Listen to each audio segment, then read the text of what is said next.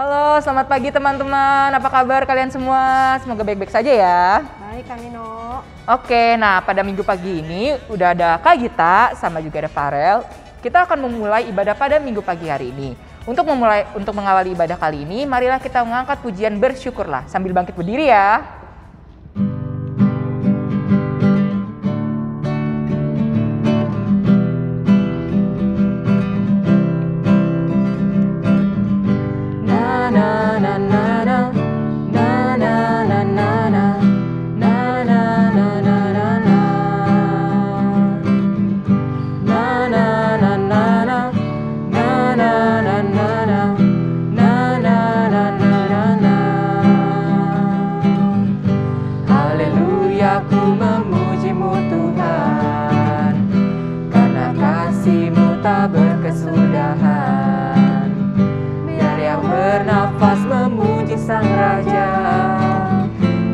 Atas gunung dan di dalam samudra, tanganku ku angkat padamu, mensyukuri rahmat yang kau beri. Kakiku melompat bagimu, sebab rahmat-Mu baru setiap pagi. Bersyukurlah kepada Tuhan, sebab Ia baik, bawasannya untuk selamanya. Kasih setianya, kasih setianya. Na na na na na, na na na na na, na na na na na na, na na na na na, na na na na na.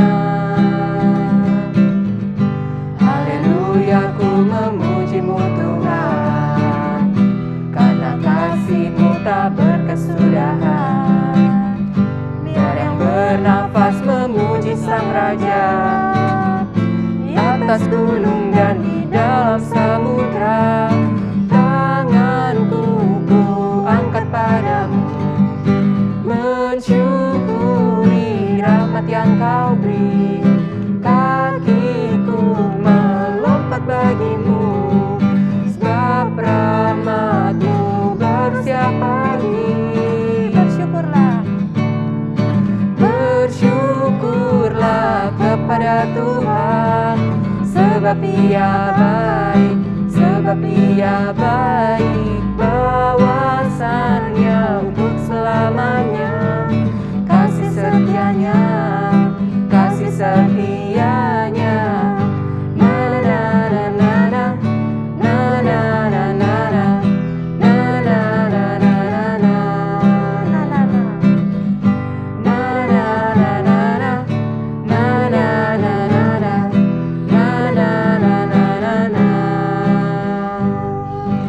Oke, nah sebelum kita masuk ibadah, mari kita berdoa pembukaan. Kepada yang bertugas dipersilahkan.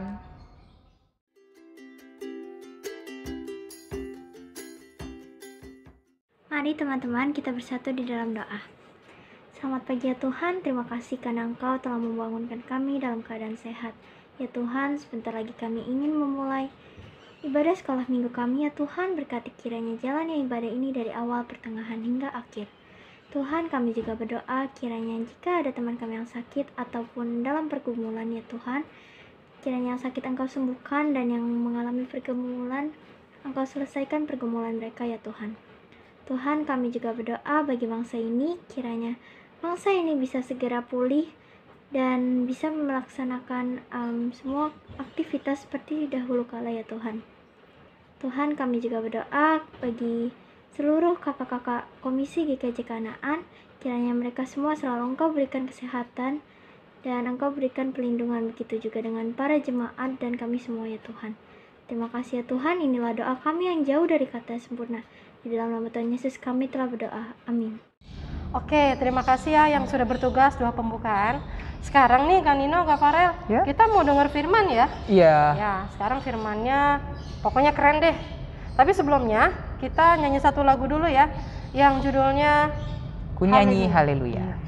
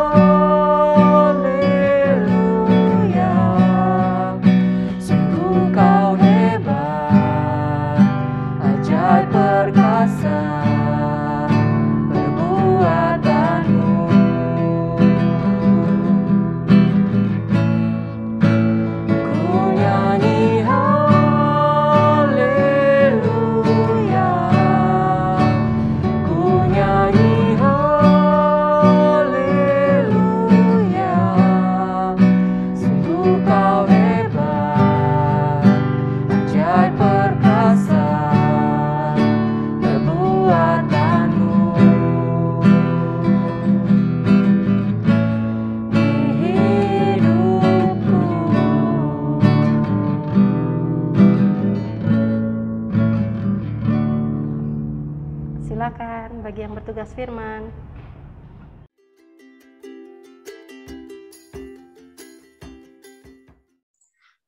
Yo, what's up guys? Hai teman-teman Zebaot, apa kabar? Semoga tetap sehat, sukacita.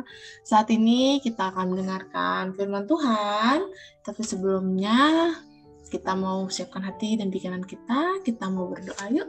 Let's pray. Tuhan Yesus yang baik, selamat pagi Tuhan, kami bersyukur untuk kebaikan Tuhan di hidup kami. Saat ini kami akan mendengarkan firman Tuhan, bantu kami untuk mengerti dan bantu kami juga Roh Kudus untuk bisa melakukannya dalam hidup kami sehari-hari. Kami serahkan waktu ke depan ke dalam tangan kuasa-Mu, di dalam nama Yesus Kristus kami berdoa. Amin. Oke, hari ini kita akan belajar sesuatu yang menyenangkan. Kenapa? Karena ini adalah salah satu tokoh favoritnya Kamaya. Sebentar ya. Tolong. Nah, Minggu 26 September 2021. Hari ini kita akan belajar tentang selamat untuk menyelamatkan. Selamat yang bagaimana? Menyelamatkan yang seperti apa? Yuk sama-sama kita mau lebih lanjut. Oke, seperti yang tadi Kamaya bilang, hari ini tokoh favoritnya Kamaya yaitu Esther, sang ratu yang sangat cantik, dan ternyata ada satu jiwa, ada satu sifat, ada satu hal yang akan kita pelajari sama-sama. Tanpa berlama-lama, yuk kita mau baca Esther 7 ayat 1-6, dilanjut ayat 9-10, lalu kita lompat ke pasal 9 ayat 20-22. Haman diadukan oleh Esther dan dihukum mati. Datanglah raja dengan Haman untuk dijamu oleh Esther sang ratu. Pada hari yang kedua itu, sementara minum anggur, bertanyalah pula raja kepada Esther, "Apakah permintaanmu, hai Ratu Esther? Niscaya akan kukabulkan. Dan apakah keinginanmu? Sampai setengah kerajaan sekalipun akan dipenuhi."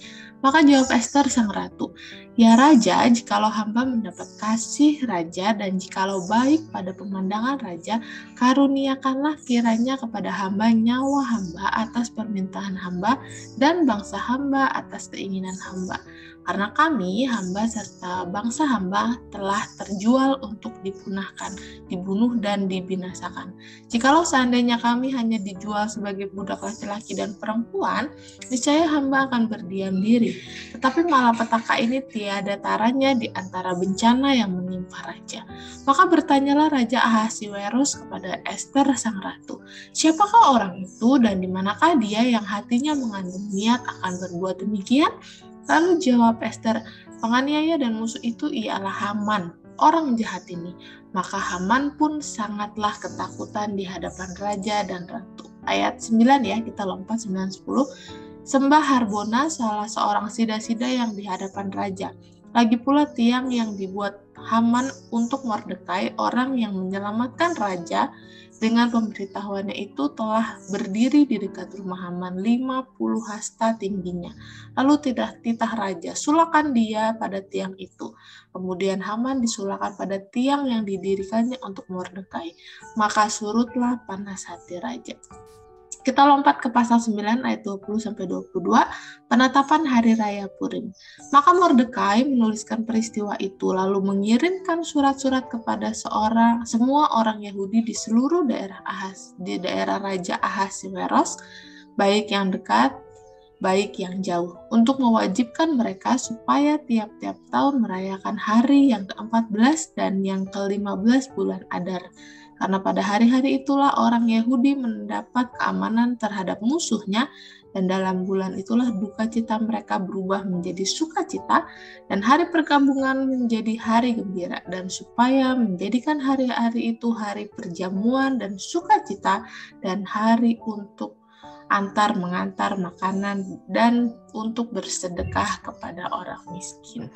Nah teman-teman, sejauh ini firman Tuhan, bahagialah kita yang membaca, merenungkan, dan terlebih lagi melakukannya. Nah teman-teman, tadi kita di sini belajar tentang seorang perempuan, Esther, yang merupakan salah satu dari bangsa Yahudi, tetapi karena ada sejarahnya, nanti kita akan lihat sejarahnya, dia sekarang menjadi seorang ratu. Dan ternyata menjadi seorang ratu itu bukan hanya sekedar dia beruntung menjadi ratu, tetapi ada visi, ada tugas yang diemban oleh Ratu Esther yang Tuhan berikan. Nah, untuk itu sebentar kita akan saksikan video ini. Yuk kita saksikan. Di sekitar lebih dari 100 tahun setelah pengasingan bangsa Israel dari tanah perjanjian ke Babel. Dan meskipun beberapa orang Yahudi telah kembali ke Yerusalem, ingat Ezra dan Nehemia, namun banyak juga yang tidak. Jadi kitab Esther berkisah tentang komunitas orang Yahudi di kota Susan, ibu kota dari kerajaan Persia kuno. Tokoh utama dalam kitab ini adalah dua orang Yahudi, Mordekai dan keponakannya bernama Esther. Lalu ada raja Persia yang suka mabuk-mabukan dalam kisah ini. Dan ada pejabat Persia yang bernama Haman, dia sangat licik. Nah, kitab ini sangat tidak biasa dalam Alkitab, khususnya karena nama Tuhan tidak pernah disebutkan, bahkan satu kali pun. Dan mungkin ini sangat mengejutkan bagi kita. Maksud saya, bukankah Alkitab ini tentang Tuhan? Tetapi ini adalah cara cerdas penulis yang tidak pernah diketahui identitasnya. Kitab ini mengundang kita untuk membaca sambil mencari keterlibatan Tuhan. Dan ada banyak tanda-tanda mengenai hal itu di banyak bagian dalam cerita. Kisah ini penuh dengan kutipan kebetulan yang sangat aneh dan pembalikan yang ironis. Dan semua itu memaksa kita untuk melihat bahwa tujuan Tuhan sedang dikerjakan dari balik layar. Mari kita selami kisahnya. Kitab ini diawali dengan Raja Persia yang mengadakan 2 kali perjamuan yang berlangsung selama total 187 hari. Dan semua itu bertujuan untuk memamerkan kebesaran dan kemegahannya. Pada hari terakhir perjamuan, Raja sangat mabuk dan dia meminta istrinya, Ratu Wasti, untuk tampil dalam pesta itu dan memamerkan kecantikannya. Ratu Wasti menolak dan dengan sangat marah, Raja menurunkan tahta Ratu Wasti dan membuat ketetapan yang konyol bahwa semua laki-laki Persia sekarang harus menjadi tuan di rumah mereka. Lalu Raja mengadakan kontes kecantikan karena dia ingin menemukan ratu yang baru. Ini seperti sebuah opera sabun yang buruk. Tapi disinilah kita diperkenalkan pada sosok Esther dan Mordekai. Esther menyembunyikan identitas Yahudinya dan mengikuti kontes kecantikan tersebut. Dan menang.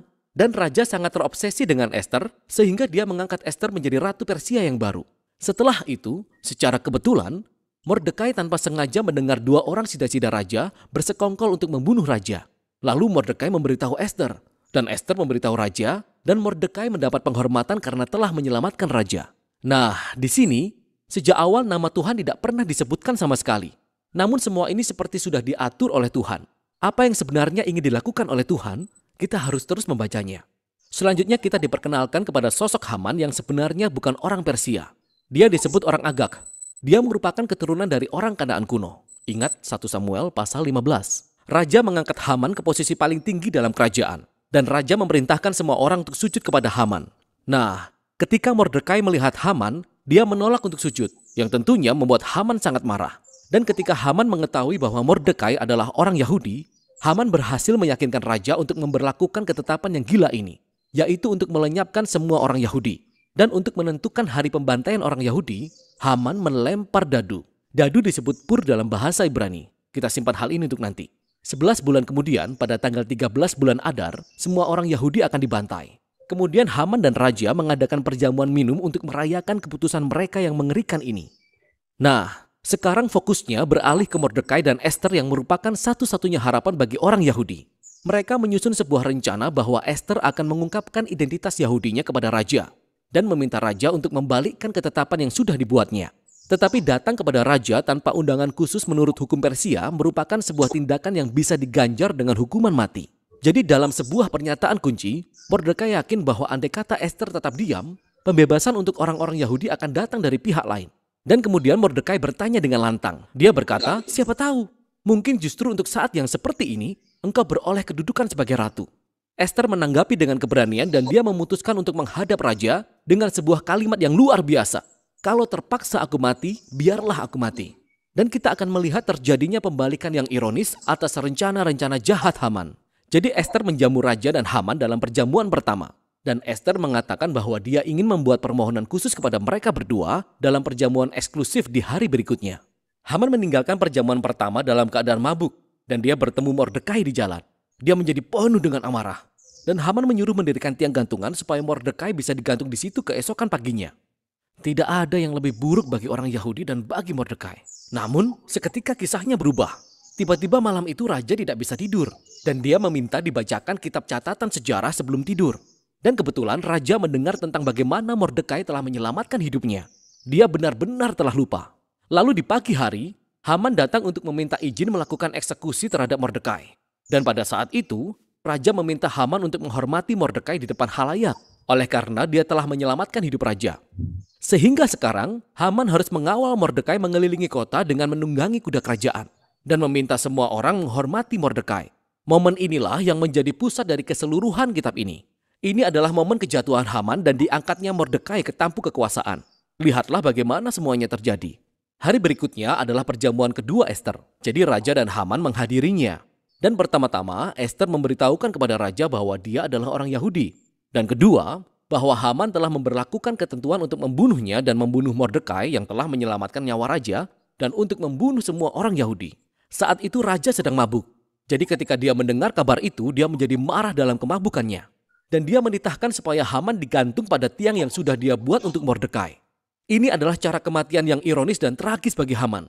Namun eksekusi mati terhadap Haman tidak menyelesaikan masalah tentang ketetapan untuk membunuh semua orang Yahudi. Sekarang fokusnya beralih kepada Ester dan Mordekai yang menyusun rencana untuk membalikkan ketetapan itu. Mereka mendapati bahwa raja tidak bisa mencabut ketetapan yang sudah dibuatnya. Sebagai gantinya, raja meminta Mordekai untuk membuat ketetapan yang berlawanan. Pada hari yang sudah ditentukan bahwa semua orang Yahudi harus dibunuh, yaitu tanggal 13 bulan Adar, orang Yahudi diperintahkan untuk melindungi dirinya sendiri dan menghancurkan siapa saja yang hendak membunuh mereka. Lalu Mordekai, Ester, dan semua orang Yahudi mengadakan perjamuan dan pesta untuk merayakan ketetapan baru ini. Dan Mordekai diangkat sebagai tangan kanan raja. Dan tibalah hari yang telah ditentukan. Orang Yahudi menang atas musuh-musuhnya.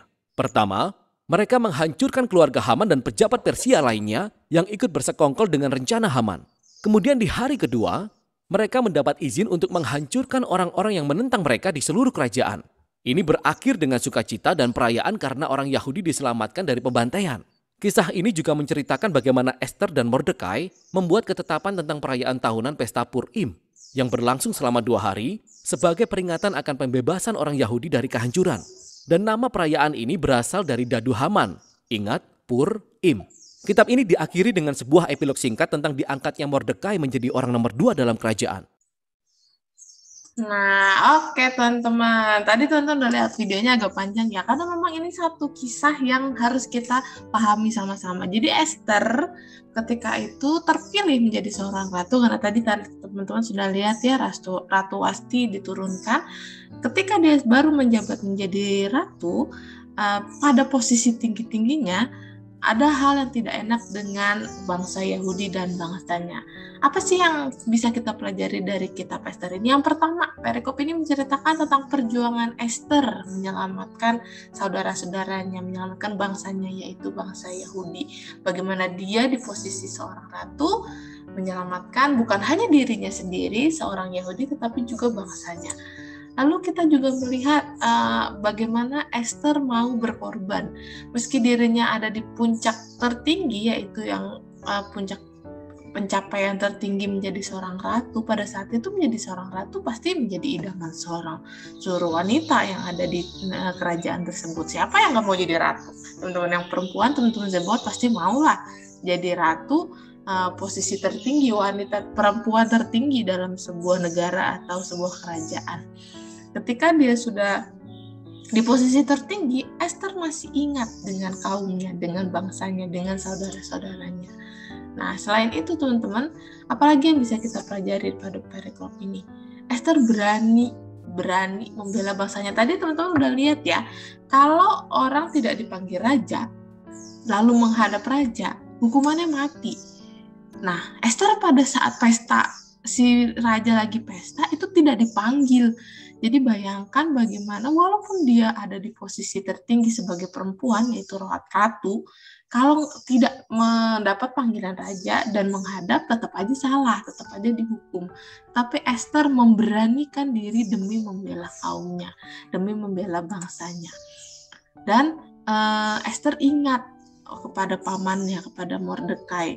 Padahal bisa aja Ester pura-pura lupa dan dia nggak mengakui bahwa dia orang Yahudi, dia nggak peduli sama pamannya. Tapi ternyata Ester, kalau teman-teman nanti penasaran dan baca, Ester ini yatim piatu, sudah orang tuanya sudah tidak ada dan dia dibesarkan oleh Mordekai. Ester sosok yang humble ya, rendah hati, bagaimana di posisi tertinggi dia tidak lupa akan orang-orang yang berjasa di hidupnya dia. Dan berkat jiwa kepahlawanan Ester, tentu saja Mordekai serta bangsa-bangsanya, bangsa Yahudi pada saat itu diselamatkan. Dan bahkan Haman yang tadinya jahat bisa mendapat hukuman yang setimpal. Nah teman-teman, apa sih yang bisa kita pelajari dari karakter Ester pada saat ini, pada firman kali ini? Yang pertama, bersyukur. Ester tetap bersyukur. Dari mana buktinya Ester bersyukur, teman-teman? Ester bersyukur ketika dia mencapai posisi tertinggi di hidupnya menjadi seorang ratu. Dia nggak lupa sama pamannya. Dia tetap mensyukuri keberadaannya bahwa aku bisa menjadi ratu sampai sekarang. Itu ya berkat jasa-jasa dari pamanku Mordekai. Dan saat ini ketika Mordekai mendapat masalah, bangsanya mendapat masalah, dia teringat dan dia mensyukur hari itu. Akhirnya tumbuh karakter baru, yaitu dia peduli. Dia mau menolong, mau mempedulikan bangsanya dan juga pamannya. Dan lebih dari apapun, pada minggu ini kita belajar keberanian. Bagaimana ketika bersyukur ditambah kepedulian, lahirlah sebuah keberanian untuk membela kebenaran, membela kaum yang lemah, membela ketidakadilan. Dan ini yang mau kita pelajari hari ini. And then, how about us? What about us? Kita bagaimana, teman-teman? Apakah saat ini mungkin kita Kamaya, aku bukan ratu atau aku bukan raja? Iya, kita bukan ratu, kita bukan raja. Mungkin kita cuma anak sekolah, anak SMP, anak SMA. Tapi bagaimana respon kita? Yang pertama, sudahkah kita bersyukur dengan keadaan kita, teman-teman? Di masa pandemi ini, di masa yang serba sulit ini, teman-teman, satu, masih sehat. That's a great point. Ini adalah poin penting. Sudahkah kita bersyukur? Kita masih bisa sekolah. Di saat anak-anak lain mungkin susah buat sekolah, teman-teman masih ada device, internet, wifi, lancar, bisa sekolah. Sudahkah kita bersyukur dengan keadaan kita? Kalau belum, yuk kita sadar, kita syukuri posisi kita saat ini, betapa Tuhan menjaga, memelihara, dan melindungi kita. That's a great point. We have to give thanks to God, ya. Bersyukur, thankful, grateful. Kita harus benar-benar mensyukuri keadaan kita hari ini sampai detik ini. Yang kedua, maka kita menolong, bertindak, melakukan sesuatu jika ada situasi yang mengharuskan kita bertindak. Contoh, ketika kalian saat ini melihat ada teman kalian atau saudara kalian yang memang membutuhkan bantuan dan kalian mampu menolong, maka kita repot menolong mereka. Contoh Esther, dia repot loh. Satu, harus ngadep raja. Kalau dia nggak dapat kebaikan hati raja, mati dia waktu menghadap. Mau nggak kita repot menolong orang lain di masa kita repot ini? Kenapa di masa repot? Iya, di masa pandemi. Siapa yang mau menolong? Kita aja susah nolong diri kita sendiri. Maukah kita bertindak seperti Esther? Yang ketiga, atau kita merasa udah cukup nyaman dengan keadaan kita sampai kita nggak mau peduli? Esther bisa, teman-teman, memilih untuk tidak peduli. Tetapi Esther memilih untuk repot dan peduli. Pada akhirnya Tuhan menuntun Esther dengan tekad keberaniannya menolong dirinya dan juga bangsanya, serta paman yang berjasa di hidupnya. Apa mungkin kita nggak mau menolong karena kita terlalu takut? Esther bisa loh memilih untuk takut. Nggak mau, entah kalau aku mati gimana kalau aku menghadap raja. Tapi apa yang dilakukan Esther? Esther nggak takut. Dia sampai bilang, ya sudahlah, kalau mau aku mati ya udah mati. Dia sampai di titik untuk pasrah dan berserah pada Tuhan dan tidak takut. Maukah kita seperti itu, atau kita tetap merasa nggak usah nolong lah, capek lah, repot, apaan sih Kamaya? Masih mending lah kita sampai sekarang, udahlah ngapain peduli amat sama orang lain, yang penting I'm survive. Iya, kita survive. Tapi apakah hanya kita sendiri tanpa keluarga dan teman-teman kita, orang di sekitar kita? Sama ujungnya, hampa, kosong, sepi. Kita mau lihat satu contoh nyata Esther yang mau repot, yang mau menolong, yang mau mempedulikan sekitarnya. Kita lihat ya teman-teman. Ini ada seorang anak kecil, usianya pasti di bawah kalian. Lihat dari posturnya aja deh, usianya di bawah kita.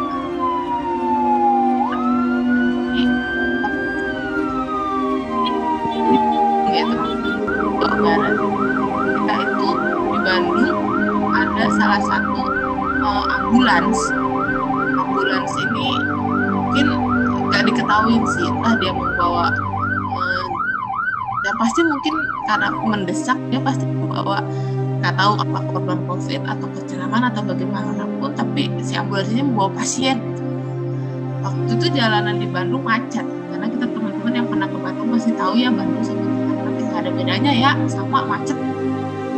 Nah, pada saat terjadi macet parah, ada aksi heroik, aksi perlawanan orang anak kecil yang usianya di bawah kita, di bawah Kamaya, di bawah kalian.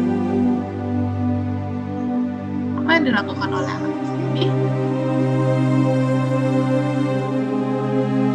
Emang sih ini kejadiannya nggak tahu kapan, tapi dari sini kita belajar makna bersyukur, peduli, dan berani. Lihat, tanpa banyak kata, anak ini turun. Dia minta mobil untuk minggir, dan dia memandu jalannya ambulan.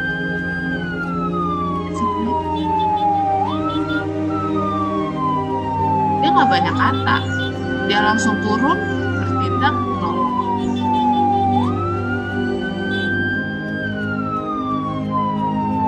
Berani loh dia untuk ngusir mobil-mobil, go away, minggir. Dan dia berhasil. Sampai ada orang yang lebih tua, lebih besar usianya melihat hal itu, dan akhirnya dia ikut membantu dari melihat sikap si anak kecil ini. Maju.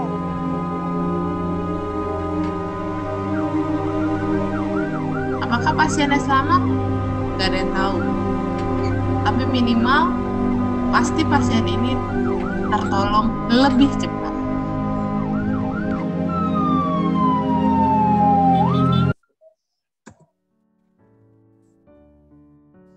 Bagaimana teman-teman? Apa yang bisa kita pelajari dari firman minggu ini? Yang pertama, yuk kita recap, kita simpulkan sama-sama. Belajar bersyukur dengan keadaan kita. Orang tua kita masih ada, kita bisa sekolah, kita ada di posisi yang lebih beruntung dari orang lain. Tapi Kamaya, aku juga kehilangan di saat-saat seperti ini. Tapi minimal kita nggak sendiri.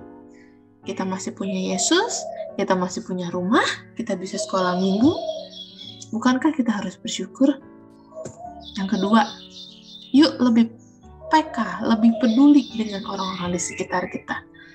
Melihat apakah mungkin mama kita, ibu kita lagi butuh pertolongan kita, mungkin adik atau kakak kita, mungkin teman kita, atau mungkin siapa di sekitar kita butuh kita. Maukah kita belajar peduli melihat hal itu? Tapi bukan hanya sekedar peduli, tapi kita berani. Kalau memang kita harus menyatakan kebenaran, ya nyatakan. Kalau memang kita harus menolong, ya menolong. Keluar dari zona nyaman kalian. Keluar dari kenyamanan hidup kita. Karena kasih melebihi ego. Karena kasih melebihi apa yang mungkin diri sendiri bisa kita nikmati, tapi kita bisa berbagi ke orang lain. Maukah kita belajar seperti Esther? Maukah kita belajar dari aksi heroik anak kecil tadi? Yang mungkin gak banyak bertindak, tapi langsung berani bertindak sampai orang-orang di sekitar yang ngikutin. Mungkin kita gak bisa ngelakuin perkara besar, tapi dari hal kecil yang bisa kita lakukan, dan orang-orang sekitar kita melihat, akhirnya ikut tergerak, kita bisa jadi contoh buat mereka. Oke? Yuk kita berdoa.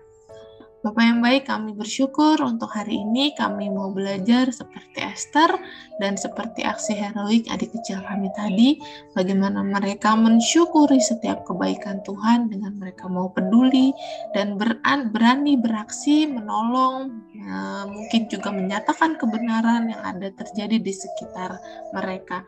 Kami mau Tuhan yang masih remaja ini, Tuhan pakai lebih lagi untuk kami boleh peduli, mengasihi, dan juga kami mau memberanikan diri, menyatakan kebenaran, dan menolong sesama kami. Bantu kami Roh Kudus untuk kami bisa melakukannya demi kemuliaan nama Tuhan saja. Berkati studi kami, berkati orang tua kami, beri kami kesehatan, biarlah kami boleh terus melayani Tuhan dengan penuh sukacita. Terpujilah Allah sekarang dan selamanya. Amin. Selamat berbagi, selamat peduli, dan selamat berani menyatakan kebenaran. Bye. God bless you teman-teman.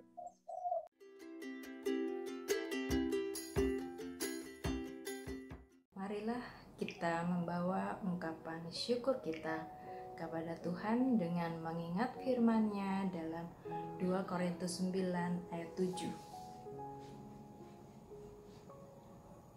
Hendaklah masing-masing memberikan menurut kerelaan hatinya, jangan dengan sedih hati atau karena paksaan, sebab Allah mengasihi orang yang memberi dengan sukacita.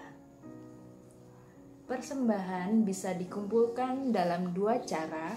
Yang pertama, persembahan dimasukkan ke dalam amplop dan ditambahkan keterangan persembahan sekolah minggu. Yang kedua, persembahan yang telah terkumpul dapat ditransfer melalui Bank BNI Cabang Bumi Serpong Damai nomor rekening 0740916429 atas nama Gereja Kristen Jawa Kanaan. Mari kita bersatu dalam doa. Bapa kami yang di surga, kami bersyukur atas anugerah-Mu dan kemurahan-Mu. Hari ini kami dapat beribadah bersama secara online. Saat ini kami hendak bersyukur atas pengumpulan persembahan dari berkat-berkat yang asalnya dari Tuhan sendiri. Kiranya Bapa memberkati tangan-tangan yang sudah memberikan. Bapa berkati dan urapi anak-anak-Mu yang mengelola persembahan ini. Kiranya persembahan ini berguna untuk pelayanan jemaat-Mu. Hanya di dalam nama Tuhan Yesus Kristus doa dan ucapan syukur ini kami panjatkan. Terima kasih adik-adik, jaga kesehatan ya. Tuhan Yesus memberkati. Selamat hari Minggu. Oke, terima kasih untuk firman-Nya. Nah, untuk merespon firman pada minggu hari ini, kita akan menyanyikan lagu Bagi Tuhan Tak Ada Yang Mustahil.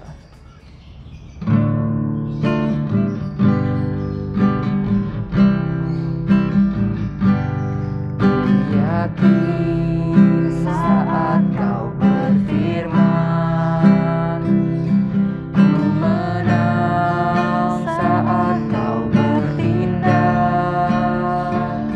Hidupku hanya ditentukan oleh perkataanmu. Aman saat kau menjaga, ku kuat karena kau menopang.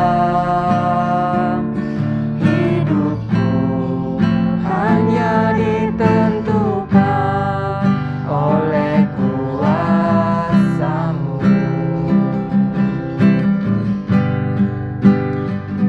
Bagi Tuhan tak ada yang mustahil. Bagi Tuhan tak ada yang tak mungkin. Mukjizatnya disediakan bagiku.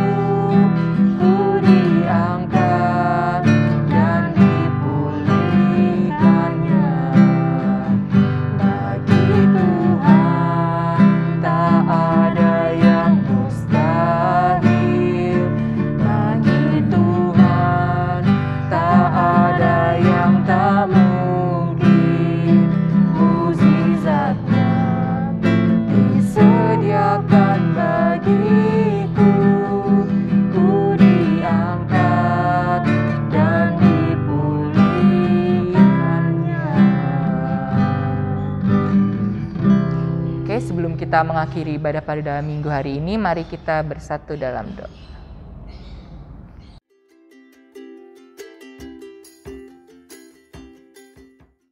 Mari teman-teman kita bersatu dalam doa.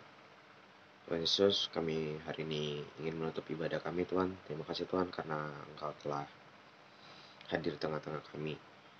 Terima kasih juga kepada Kakak Soleh Minggu yang telah memberikan firman Tuhan agar kiranya kami bisa serap di dalam kehidupan sehari-hari Tuhan. Berkatilah juga Kakak Soleh Minggu yang telah membantu kami dalam beribadah online ini Tuhan.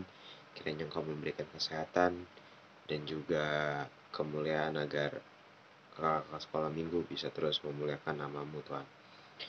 Berkatilah juga teman-teman kami yang berulang tahun di bulan September. Kiranya Engkau memberikan kesehatan dan juga kemuliaan baginya Tuhan.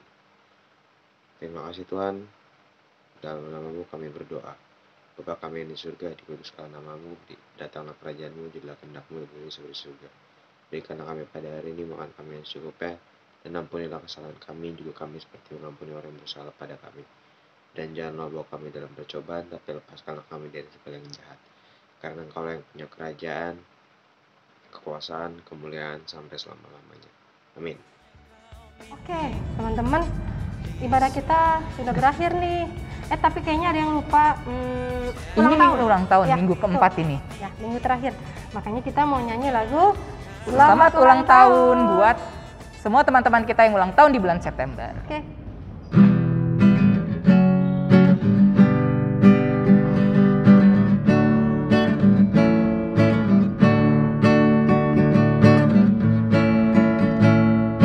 Panjang umurnya, sehat badannya, kuat imannya di dalam Tuhan, di dalam Tuhan sampai selamanya.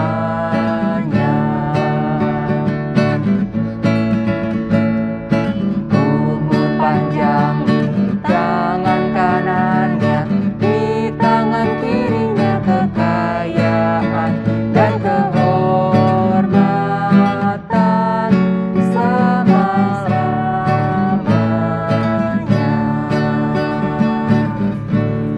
Nah, selamat ulang tahun. Oke, Kak Nina, kita udah di ujung ibadah Udah, nih. oh iya. Boleh ya pesan-pesan dikit ya? Boleh. Nih tetap pakai masker. Kalau keluar rumah jangan lupa bawa hand sanitizer. Kalau bisa nggak usah keluar rumah sih, di Iya. rumah aja. Jangan kalau keluar juga jangan lupa jaga jarak. Jangan berkerumun. Oke, Oke? sampai ketemu minggu Di depan ya. depan. Bye. Bye bye. God bless you.